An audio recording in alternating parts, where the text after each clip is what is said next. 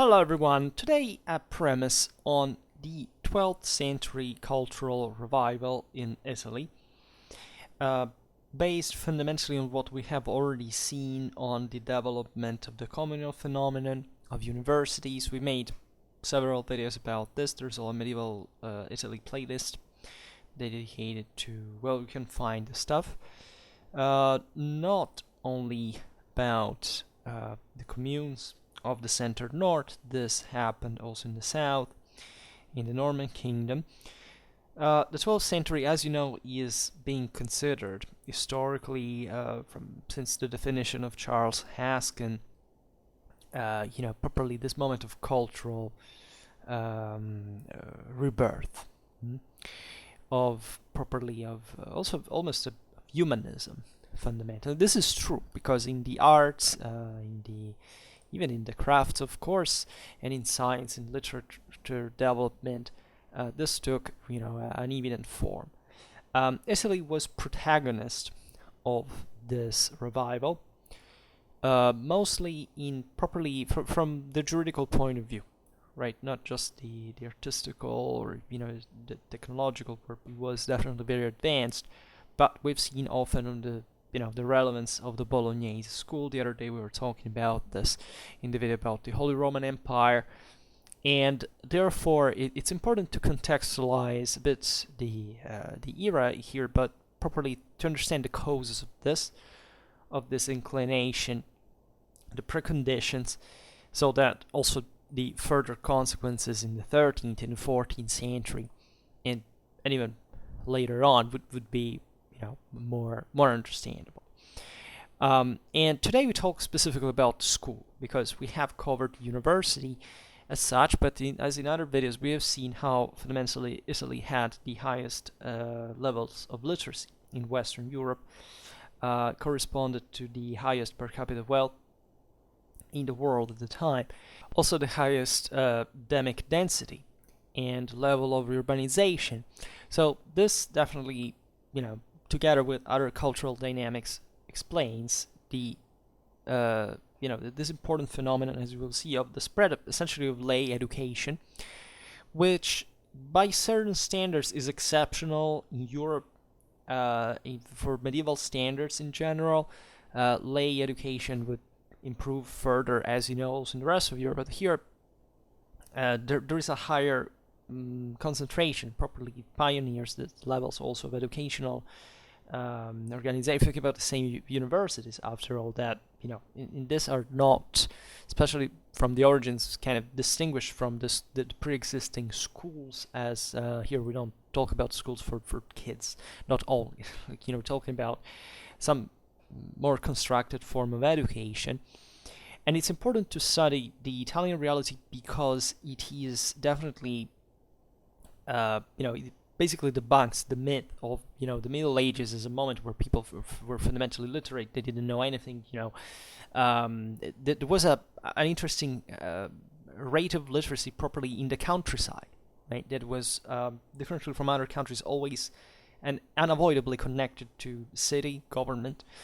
So a lot of dynamics that they're not exemplificative of Europe as a whole at the time, but considering that basically 1/4 of Europeans fundamentally lived in Italy at the time, well, the datum matters, right? It's not an exception in the quantitative sense of the point. And the 12th century is full of radical changes that will become properly evident in the basic education.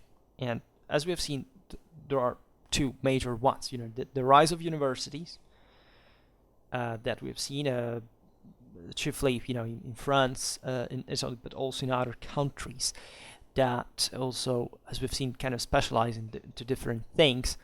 The French were, think about Paris. That was the theological heart of Europe, right? Whereas the Bolognese school, as we've seen, pioneered the revival of Roman law and the development of the medieval juridical science.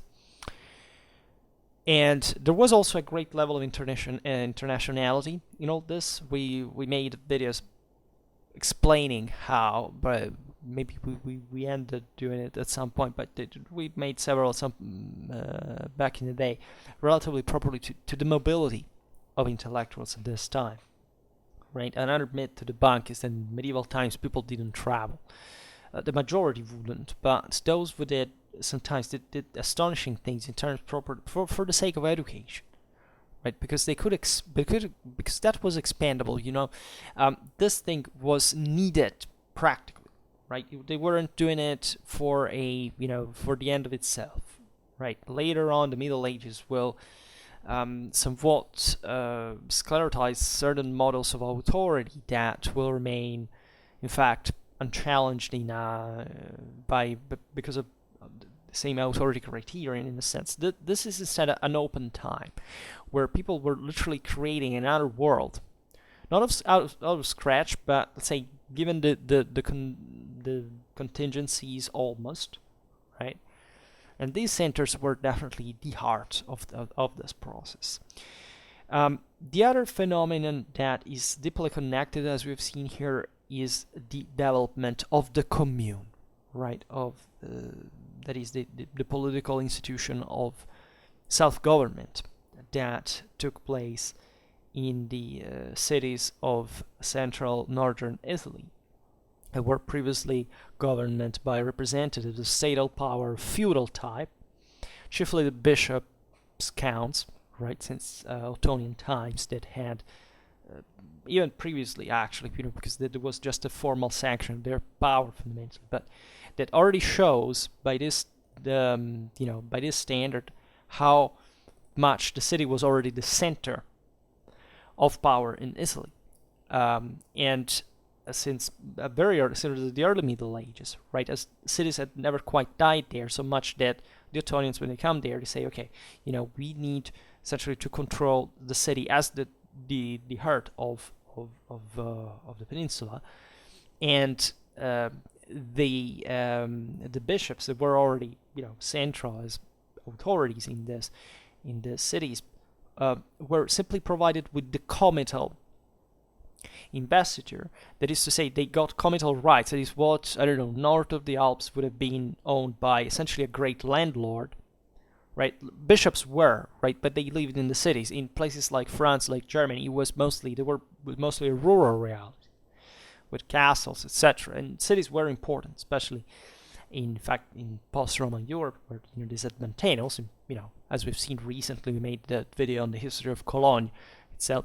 But they were somewhat exceptional, and they would never properly become city-states, right? At some point, it would be a bourgeoisie obtaining some communal prerogatives and self-administration, but never quite being a city-state. Could literally, conquer another or subdue the feudal and the feudal class in the surrounding countryside, and dictating rule and legislating, and that is something really new, and that's why Italy is an exception, but definitely a remarkable one. And as we were saying before, this phenomenon doesn't happen just in the center north, but also in the south of the peninsula. As we've seen, we will come back on the topic. The Normans had created in southern Italy, basically properly from a political, juridical, administrative point of view, the most centralized kingdom in Latin Germanic Europe. That is to say, the level of central power achieved by the Siculo-Normans was unknown, was not enjoyed by any other ruler in the Latin Germanic world. It was something between like a statal and still a feudal, reality, right? Differently a bit from, states of other matrix, such as the Byzantine Empire, also certain Muslim powers were more statal in nature, but were also feudalizing by a certain degree. And cities had been important in southern Italy as well. Actually, they had an earlier development historically than the ones in the north, but exactly the Norman rule brought to a sort of, it curbed their growth, right? As fundamentally we're talking about a feudal state still that actually profitably uses also city autonomies to counterbalance the ones of barons, etc., but never letting anybody taking over. Whereas, I don't know, the Germans would have had to struggle with the Lombard League. It was literally independent in that sense, and because they hadn't had a previous control on the northern cities. And even in southern Italy, there is a process of properly of let's say administrative uniformation, also from a strictly ethnic cultural point of view. For example, there is the tendential emargination and reduction of the Greek-speaking and Orthodox realities that were consistent in areas like Apulia and Calabria, for example, and also eliminating the Arabizing presences, Arabizing in Islamic properly presences in Sicily. But definitely the most poignant consequence for the history of the school in Italy in the 12th century was the rise of new social classes that properly in the peninsula are, this happens all over Europe, but in the peninsula have the highest rate, right? Especially the rise of merchants, of artisans. The Italians start at this point monopolizing, literally, as we've seen many times, the west-east trade shift. That they're literally the people who go there in the east and take things back and export back and forth, and that connect properly Europe with the Mediterranean. Think about the importance of crusade, etc. It's not a surprise that this phenomenon happens most evidently in those cities that were more connected to these traffics. Think about the maritime republics, for example, were also so much, probably in terms of manuscript circulation, in new development of, the development of new sciences. Probably think about accounting, things that would remain unchanged in nature from this time up to the 16th century, right? Properly from an educational point of view, as a model Western-wide. And that went in parallel mostly with the city development, right? And that differ from the rest of Europe because they're not properly, these people are not do not properly own the status of the laboratores, as traditionally they had been framed in the tripartition in ordines, right? That was of essentially ecclesiastical and feudal elaboration. The oratores, bellatores, and laboratores that Western Europe had modeled ideally, right? Because also in other countries it was never like a sharp separation, etc. But even just for the fact it was a citizenship properly, and these people were technically free, and they had a political authority in the councils, etc. They had their own military. They properly extended their power territorially, and they were freaking rich, and they educated themselves in that regard. That the thing changes a big deal, right? That's the other thing that gets debunked here. The idea that in Middle Ages just the clergy wrote and knew how to read and fundamentally dominated historiography for that matter. Well, of course we know that this is not true at large, but it is also true that in certain countries the prevalent figure of the educated person is fundamentally it's an ecclesiastic, right, that works for the court, and that naturally is biased in that regard. It's sometimes also detached from reality. The reality it's describing in a way. Never underestimate the knowledge there, the information, the imagination, and sometimes pretty spot on, right? There are certain mysteries written by people that we know didn't properly move from their country, but that were able to describe vividly places like Syria, like Egypt, like I don't know, all these exotic countries that they interested because they were captivated by. the idea in the medieval man was that amazing in that regard. But there is often this bias that I fight against, if anything, because I worked pretty much in the other sense properly in my research. That is that a chronicler is thus always biased and it's not good, and just the archive source, it's bullshit, to say the least. Never believe, like, you can't reference me to me when somebody, I take my own responsibility, I respond for that. Chronicles in Middle Ages are not always, of course, reliable or, dramatically objective, etc. But in certain realities, and especially if you pick the Italian chronicler production, this time, especially starting, in the 12th, but especially in the 13th century, where also vernacular spreads, well, that's an incredibly accurate one, because the people who wrote it were fundamentally citizens of the city-states. They participated in council, in battle. They knew, they wrote about what they saw, and they were writing for the community, so they couldn't even write something wrong, because everybody knew that might have not been the case. And especially, they are many, right? It's not just one guy. These here in every city basically has its own chronicler that arrived to us, and there were naturally many more. And they're very reliable, right? And they present definitely an unicum, yes, for sure, in the history of literature in this geographical area. Compared to the rest of the continent, basically other realities worldwide, because of that unique combination that we've described before that wasn't present elsewhere in the same ways, right? So this culture of Carolingian print without the Societas Christiana was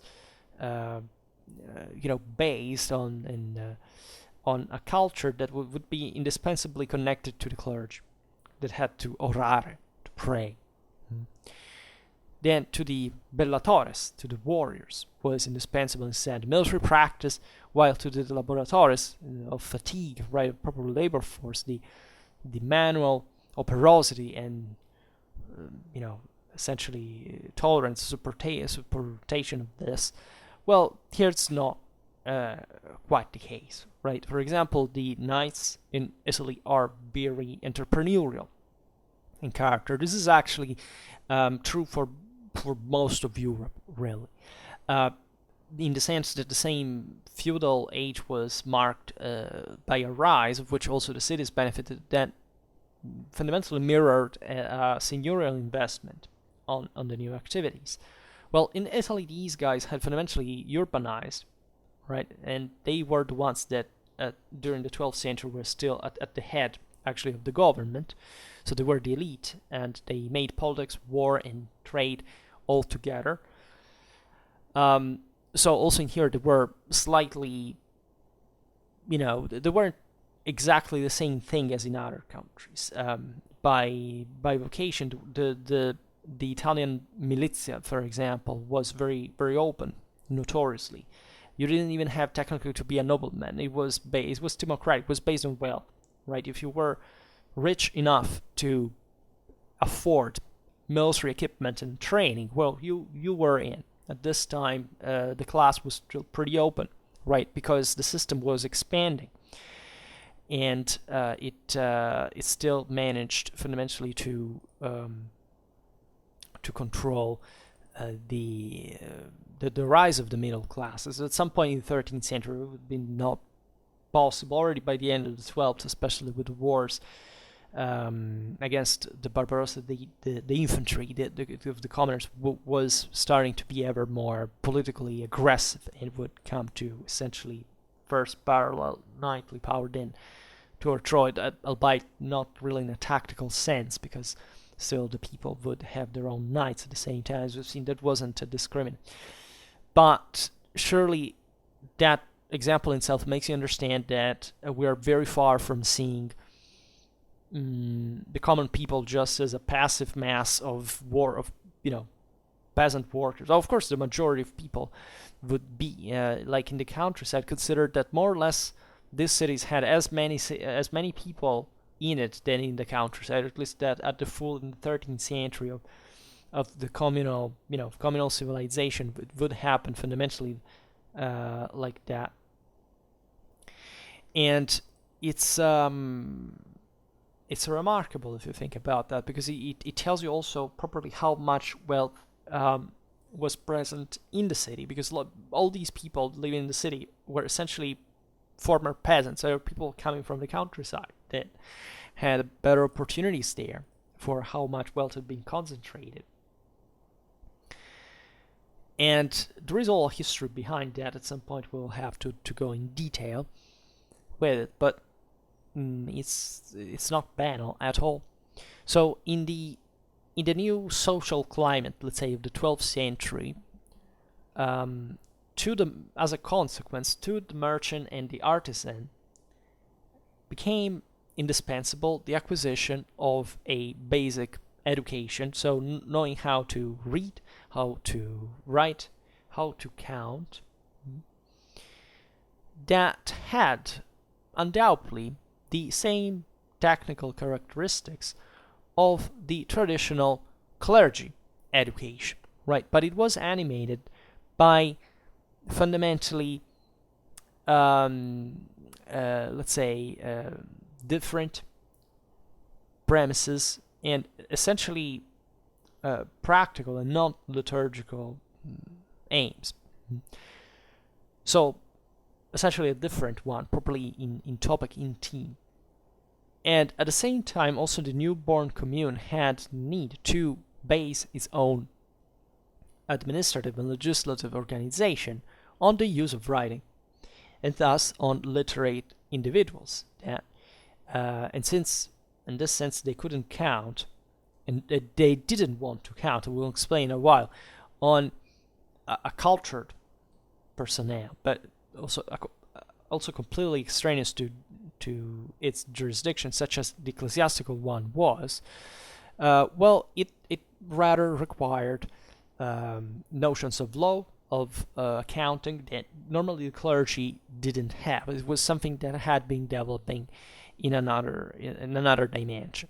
This is particularly important for a number of reasons. The first one being that the commune, as we have explained in the related videos, was fundamentally born around the same episcopal government.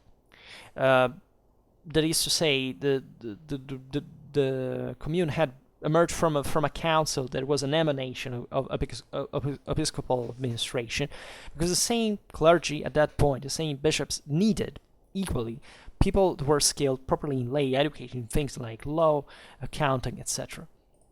That the clergy, as we've seen, traditionally didn't have, so it was split. And eventually the commune would take over, so much that fundamentally that episcopal and comital power talking about before would be inherited by the commune.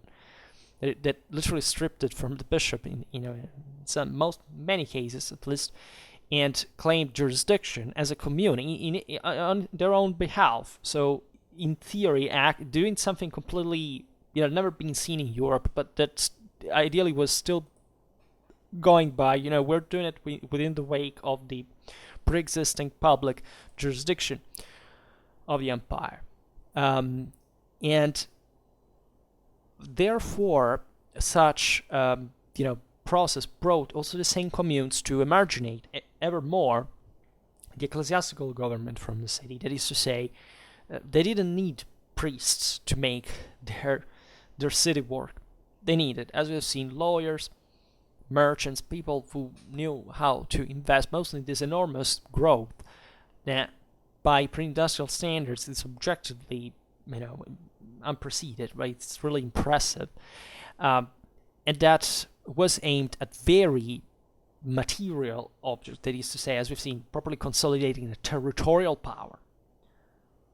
So it was all one with war, with trade, with political relations that hadn't been seen in Europe from cities before, and especially from such communal governments that were fundamentally unknown to other realities, at least properly in the level of freedom that had been achieved. So this brought to naturally from the side of the church to to systematize this question, because all this is happening in the fierce struggle between papacy and empire, wars that take place specifically in Italy, and that therefore see the city-states deeply involved in this international struggle. So, as we've seen many times just recently, papacy and empire couldn't really take out each other. They wouldn't even need to, right? They just wanted essentially to reduce the other to submission, and they couldn't even do that because they were so well balanced in power that eventually they just carved for their own certain spheres of influences, but never prevailed completely over one another. Reason for which both contenders, and especially the church, that would have eventually the upper hand, because the empire would shrink at some point, and the church still, maintained, still especially consolidated its own statual juridical order, but feel the need to discipline these activities, because as you've seen, bishops sometimes were literally, expelled, and not as bishop, because it would be replaced by some other more fitting bishop, but let's say it was very political in nature as a struggle. So let's say the problem that we have by the 12th century is that we're not dramatically documented, despite of all, of how properly the beginnings of lay education began. Right? It's also about universities. Universities technically were born since the end of the 11th century. Bologna was 1080. But the problem is that we know this mostly from a slightly later tradition, let's say a couple of generations that remembered the older masters and how it had happened, but we don't have documents from the time that tell us properly how this concretely intertwined with politics, with the jurisdictions. We just know it happened, and that the university was already started there, and the same production. You see, this is an important thing in medieval times. It's like the 11th century rebirth. People believed that it was born it began in the 11th century, whereas in the 11th century we are documented for the first time. But the fact that we are documented is the consequence that this thing had already existed before, and we know it from better study or since the 10th century, or even previous centuries, that thing had started. Here it's a bit the same. It's just that we're less documented, and this is kind of normal, as we see. What is known to us much better instead what the church did, properly what Rome did, because that was, as we've seen, a much more orderly and unitary reality. As papal administration, offices, and so on, the Curia pioneered historically between the 13th and 14th century with the Angevins, essentially modern bureaucracy, if we really want to be honest about that. It's not a modern thing. It was born in the Middle Ages, an impressive amount of documents produced by the Church, by France, etc.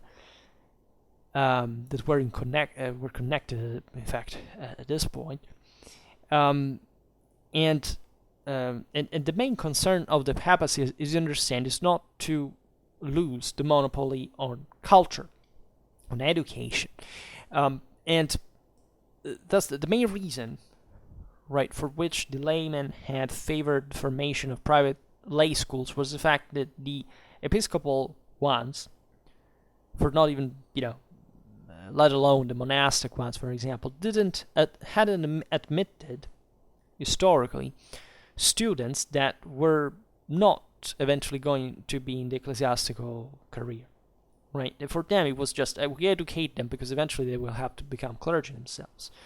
So the Third Lateran Council in 1179 invited to admit in this city schools also the laymen, and not only, because anticipating the objection that a poor boy, like for example, could be the son of an artisan, right, who could have not accessed the episcopal schools if not to undergo an ecclesiastical career.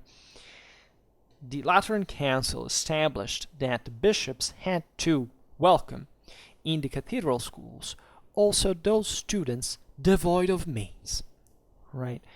And by the way, recalling these positions that the church had already taken, consideration in the matter since in matter since Carolingian times. And actually, this is another thing. The church didn't want people to study. This is another BS, right? To say the least.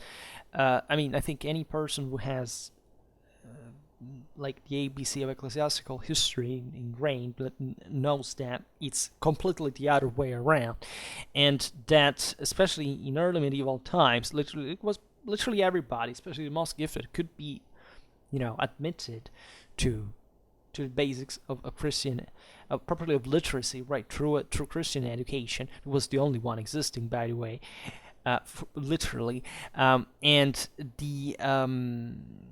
not by taking out others, in the sense that's the other myth, because properly the church was the only educational system existing, right? Oral traditions were a completely different thing. They served different purposes. They couldn't compete with these organizational forms properly at a political, social level. So it was never also a problem, actually, of of religion, for that matter. But also, as we see here, like Third Lateran Council, 1179, bishops were asked by the papacy to admit not only laymen, but probably also people who didn't have the means, right, or that wouldn't even undergo the ecclesiastical career. This was particularly important, right? So that the Third Lateran Council wasn't the only step in this direction. For example, there were similar ones that were extended to the church schools, not just the cathedral ones, so all the classical centers. In this happened in the Fourth Lateran Council, for example, 1215, that some have interpreted like a revival of ecclesiastical school as such, but rather confirm through their insistency, rather a decadence, that is to say, something that we can't see just, however, in the very long run, to compete with lay education up to, the Catholic Reform. Like when in 1539, for example, in Milan, the first schools of Christian doctrine would be established, right, for elementary instruction, by the way. Other thing. And in 1548, in Messina, the first Jesuitic schools, right, for the middle and higher education. But that's obviously a completely different time, right? And we will take a look at how this phenomenon eventually developed in other videos. Today we will really stop here, for which I just hope that you enjoyed this video. If you did, please share it. Otherwise, leave a like or subscribe to my channel if you're interested in my upcoming content. And for now, I thank you heartily for listening to me. I wish you a nice time and see you next time. Bye.